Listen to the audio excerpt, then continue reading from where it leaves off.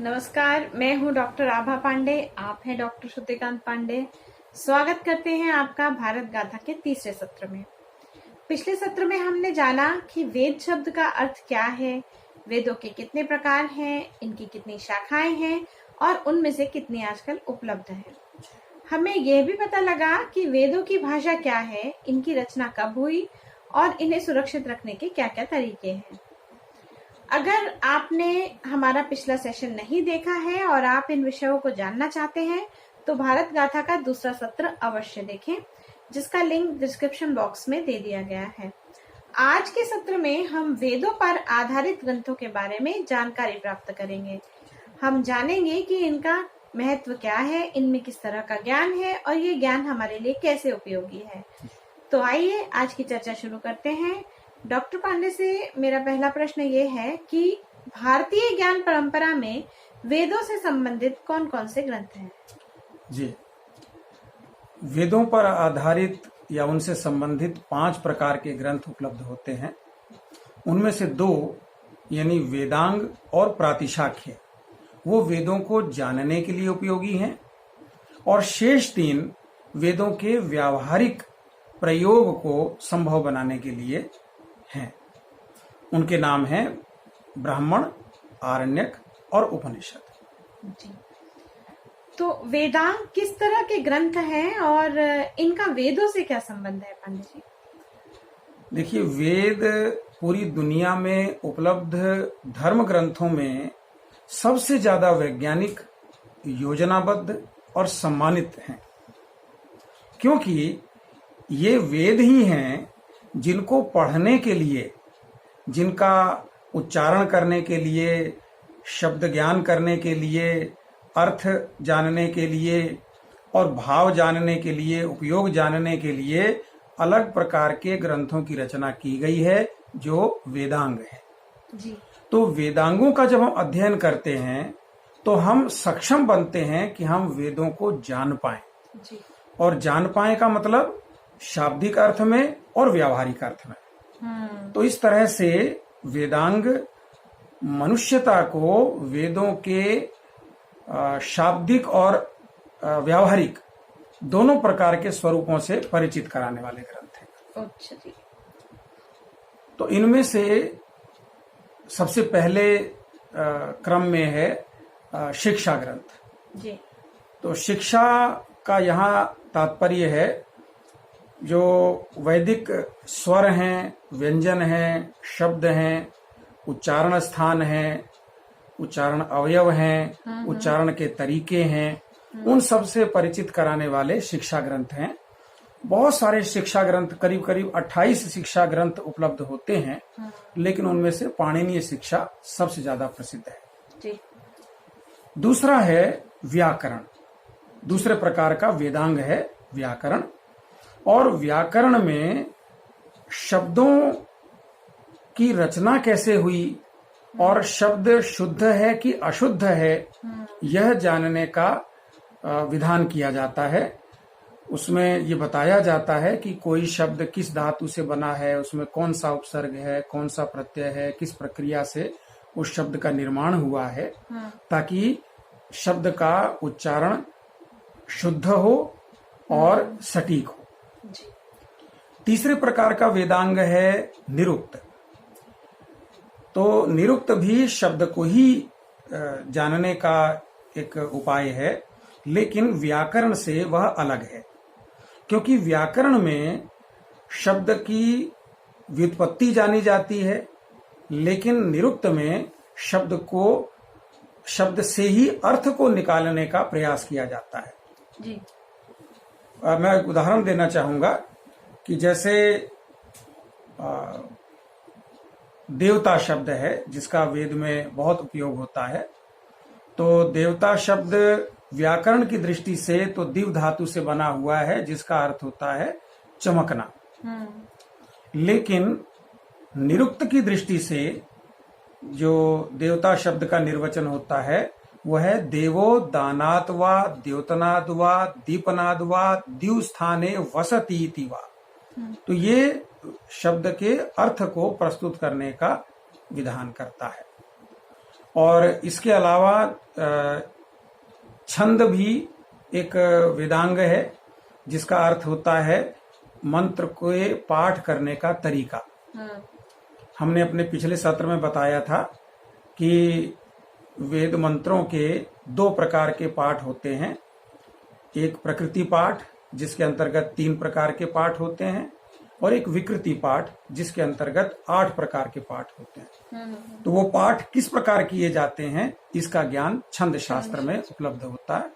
तो और छंद शास्त्र बड़ी संख्या में हमें प्राप्त होते हैं, लेकिन उनमें से पिंगल का छंद शास्त्र ज्यादा प्रसिद्ध है। इसके बाद आते हैं कल्पसूत्र। चौथे प्रकार का जो 5वें प्रकार का जो वेदांग है वह है कल्प। और कल्प का परिचय देने से पहले मैं भारतीय परंपरा के बारे में कुछ सिद्धांत आपके सामने रखना चाहता हूं, जिनका कि कल्प सूत्र को समझने से संबंध है।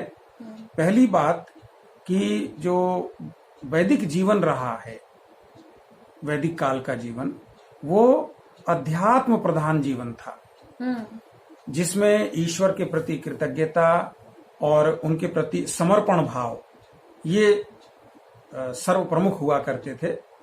तो इसलिए जीवन का हर कदम, हर कर्तव्य वो अनुष्ठान की तरह माना जाता था, वो कर्मकांड की तरह माना जाता था, पूजा की तरह माना जाता था। और उसकी विधिवत शुरुआत होती थी, जैसे कि ईश्वर से आशीर्वाद मांगते हो कि हम ये काम करने जा रहे हैं और आपका आशीर्वाद हमें चाहिए, आपका मार्गदर्शन चाहिए, और इसी तरह से उनके कृतज्ञता से ये कार्य समाप्त होते थे। तो अनुष्ठान प्रधान भारत की संस्कृति थी।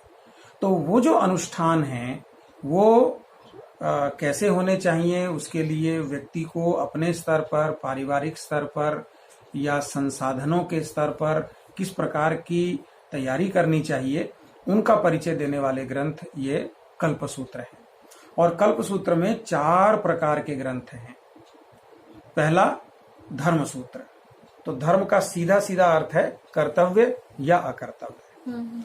तो जो व्यक्ति अपने जीवन में ईश्वर को साक्षी मानकर कोई अनुष्ठान करना चाहता है, उसके क्या कर्तव्य अकर्तव्य हैं, उसको बताने वाले ये धर्म सूत्र हैं। दूसरे गृहीय सूत्र।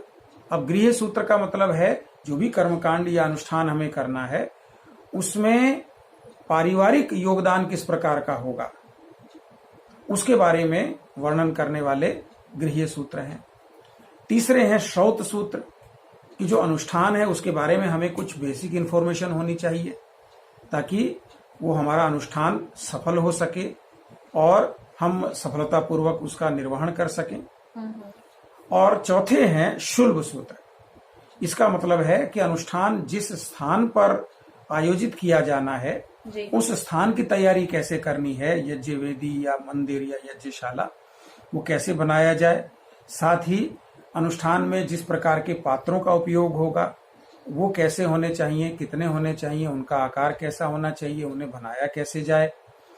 और विशेष बात यह है कि ये जब सारे माप से संबंधित विषय इसमें बताए जाते हैं शुल्ब सूत्रों में, तो भारतीय गणित और भारतीय स्थापत्य, इन दोनों के बीज इन शुल्ब सूत्रों में प्राप्त होते हैं।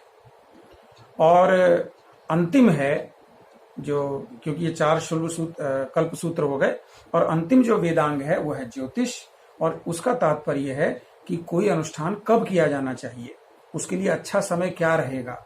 जैसे अयन को देखना, ऋतु को देखना, कौन सा पक्ष ठीक रहेगा और कौन सा समय ठीक रहेगा, ताकि वो अनुष्ठान में कोई बाधा उत्पन्न ना हो। तो इसको बताने वाले ज्योतिष के ग्रंथ हुआ करते थे। तो अनेक प्रकार के ज्योतिष ग्रंथ हैं जो कि सभी वेदों से संबद्ध हैं। तो ये 6 प्रकार के वेदांग हैं। तो आज का जो ज्योतिष है वो भी इसी ज्योतिष पर आधारित है। देखिए, 2 तरह का ज्योतिष वैदिक काल से प्रचलित है। एक तो जो वैदिक ज्योतिष है वो तो है गणित ज्योतिष, उसमें गणना की जाती थी। वो चाहे ग्रहों की गणना हो, चाहे अयन की गणना हो, चाहे पक्ष की गणना हो, है उसमें कब सूर्य ग्रहण होगा, कब पूर्णिमा होगी, कब अमावस्या होगी, तो ये सब चीजों का भी उसमें हिसाब किताब रखा जाता था ताकि अनुष्ठान पूरी तरह से सफल हो सके। और दूसरी प्रकार के जो ग्रंथ हैं जो वेदों से संबंधित हैं वे हैं प्रातिशाख्य। हमने पिछले सत्र में बताया था कि वेदों की 1131 शाखाएं थी जी। तो हर शाखा के विभाजित होने का कुछ न कुछ आधार होता था जी। उस आधार से परिचित कराने के लिए और उस शाखा को पढ़ने के लिए किस किस बात का ध्यान रखा जाना चाहिए, क्या विशेष नियम फॉलो किए जाने चाहिए, वो बताने के लिए प्रातिशाख्य नाम के ग्रंथ होते थे। तो इसका मतलब ये है कि वेदांग और प्रतिशाख्य को पढ़कर ही हम वेदों का सही अर्थ जान सकते हैं। जी। तो पांडे जी, वेदों पर आधारित जो अन्य ग्रंथ है फिर उनका क्या उपयोग है? हाँ, तो जो वेदों पर आधारित ग्रंथ हैं उनमें पहला स्थान आता है ब्राह्मण ग्रंथों का। और जैसा कि हमने वेद के परिप्रेक्ष्य में देखा था कि शब्द अपने अर्थ को खुद ही बताता है, तो यहाँ ब्राह्मण शब्द भी ब्रीह वृद्धौ धातु से बना है जिसका अर्थ होता है बढ़ना या विस्तार करना। जी। तो मैं यहाँ दो परंपराएं प्राचीन भारत की बताना चाहूंगा। पहला कि यहाँ जीवन को 4 हिस्सों में बांटा गया था, ब्रह्मचर्य, गृहस्थ, वानप्रस्थ और संन्यास। सबके अपने अपने लक्ष्य थे। दूसरी बात कि जीवन का लक्ष्य 4 हिस्सों में बांटा गया था, उनको 4 पुरुषार्थ कहा जाता था। वो हर व्यक्ति को अपने जीवन में क्रम के अनुसार प्राप्त करने होते थे। जी। जैसे धर्म, अर्थ, काम और मोक्ष। तो धर्म पूर्वक अर्थ और काम की साधना करते हुए व्यक्ति मोक्ष की ओर बढ़ता था। जी।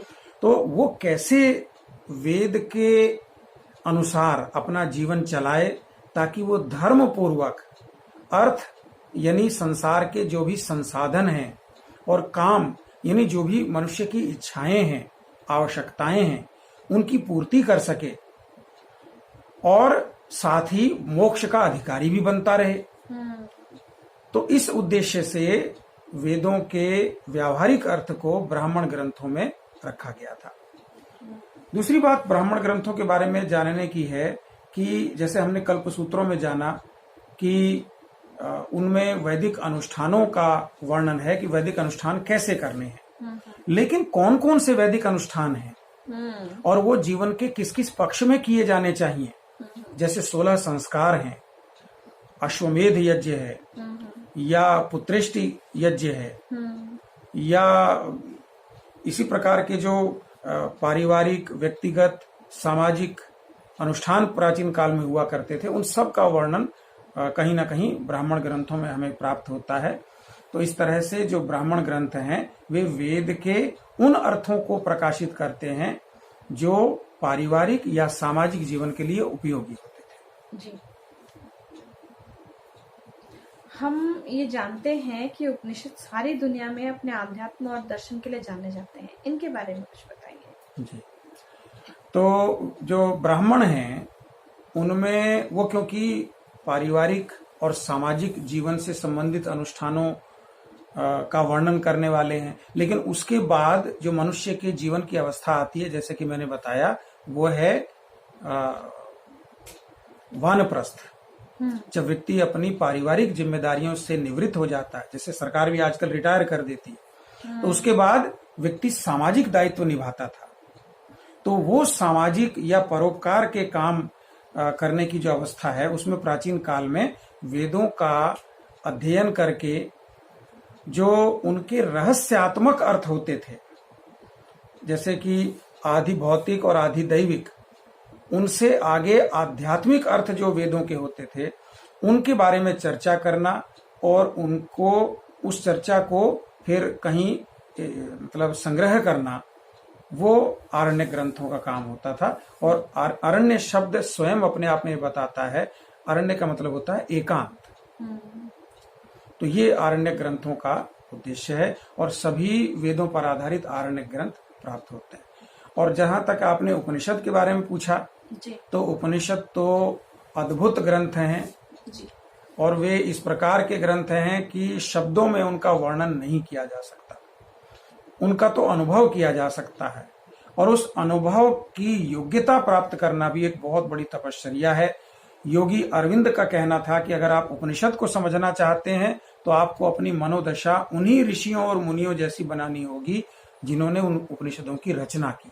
जी और मैं यहाँ बताना चाहता हूँ कि जैसे हमने वेदों को समर्पित एक सत्र रखा है दूसरा, उसी प्रकार हम अगला सत्र उपनिषद को समर्पित रखेंगे और उसमें हम उपनिषद के बारे में विस्तार से चर्चा करेंगे। फिलहाल हम इतना बताना चाहेंगे कि उपनिषद वेदों के दार्शनिक और आध्यात्मिक अर्थों को प्रकाशित करने वाले ग्रंथ हैं और ये इन उपनिषदों की रचना जो सन्यासी होते थे, वो जो वेदों पर आधारित दार्शनिक और आध्यात्मिक पक्ष को लेकर चर्चा करते थे, उन चर्चाओं का सार इन उपनिषदों में रखा गया है। जी सबसे पुरानी उपनिषद ईशावास्य उपनिषद कही जाती है, जो कि शुक्ल यजुर्वेद का ही 40वां अध्याय है। जी और इसके बाद उपनिषदों की रचना की परंपरा आज तक जारी है, लेकिन इसमें जो उपनिषदें हैं उनका विभाजन दो तरह से किया जाता है। कुछ उपनिषदें हैं जिनको प्रामाणिक माना जाता है और कुछ को अन्य उपनिषद के नाम से जाना जाता है। तो आप पूछेंगे कि ये प्रामाणिक और अन्य का जो भेद किया जाता है उसका क्या आधार है? जी तो प्राचीन जो उपनिषदें हैं वे प्रामाणिक मानी जाती हैं और जो बाद के समय में लिखी जाती रही हैं, आज तक भी लिखी जा रही हैं, उनको हम अन्य की श्रेणी में रखते हैं। और आप हो सकता है पूछना चाहें कि ये प्रामाणिक कौन कौन सी हैं? तो प्रामाणिक वे उपनिषदें हैं जिन पर आदि शंकराचार्य का भाष्य उपलब्ध होता है जी और उसके बाद की जो भी उपनिषदें हैं वो अन्य उपनिषदों की श्रेणी में आती हैं। और यहाँ एक बात और जानना बड़ा मतलब रोचक रहेगा कि औरंगजेब के जो भाई थे दारा शिकोह, उन्होंने भी एक उपनिषद लिखी है और उसका नाम उन्होंने अल्लोपनिषद रखा है। अच्छा जी हाँ, तो उपनिषद इतने प्रसिद्ध ग्रंथ हैं, पूरी दुनिया की सब प्रमुख भाषाओं में उपनिषदों का अनुवाद हुआ है और शायद ही विश्व का कोई ऐसा फिलोसॉफिकल स्कूल होगा जो उपनिषद को प्रामाणिक नहीं मानते और उनका अध्ययन नहीं करते। तो ये तो बड़ा अच्छा लगा सुन के कि इस तरह का है। दारा शिकोह ने भी उपनिषद लिखा है। तो आपने आज वैदिक साहित्य के बारे में बहुत ही दुर्लभ जानकारी हमें दी। इसे जानकर हमें भारतीय ज्ञान परंपरा पर गौरव भी होता है और इन ग्रंथों के बारे में और जानने की इच्छा भी होती है। तो यदि आपको भी इसी तरह की इच्छा होती है तो आप हमारे साथ जुड़े रहिए, हमारे चैनल को सब्सक्राइब करिए और वीडियो को लाइक करिए।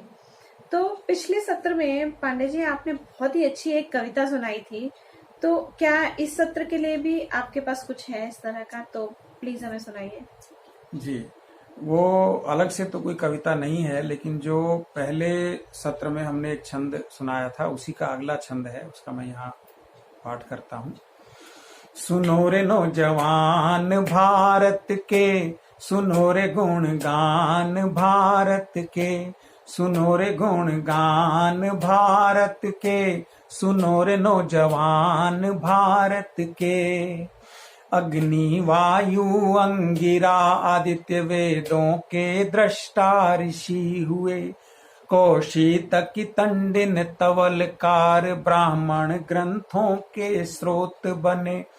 आरण्यक के कर्ताओं में शौनक जैमिनी महीदास, शांखायन तित्तिर ऐतरेय गोपथ कश्यप विख्यात हुए।